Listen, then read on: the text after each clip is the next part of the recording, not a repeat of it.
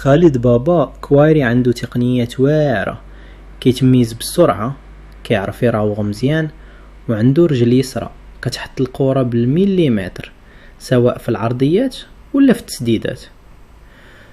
هاد المهارات غيحتاجها المدرب بابلو فرانكو بزاف، حيت باش كيكون الفريق شاد الكرة وباغي يحل اللعب، خالد بابا قادر يكون هو داك الجناح العصري اللي كيخترق الدفاع بالحلول الفردية، هو اللي كيقدر يفك دفاعات الخصوم، سلاح فتاك في مرتدات سريعة، حيت المدرب الإسباني عزيز عليه يضرب الخصم بسرعة منين كيخطفوا الكرة.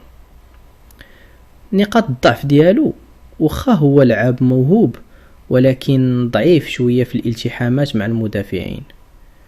الدفاع ما كيقدرش يرجع يدافع مزيان، نقص الارتداد، وهذا مشكل حيت فرانكو كيعتمد على الضغط العالي اللي كيطلب مجهود بدني كبير من قاع اللعابة. زيد عليها كيطول الكرة عنده بزاف وكيبغي يراوغ اكتر من القياس، وهذا الشيء كيهرس الريتم ديال التمرير السريع اللي كيبغي يبني به مدرب الهجمة.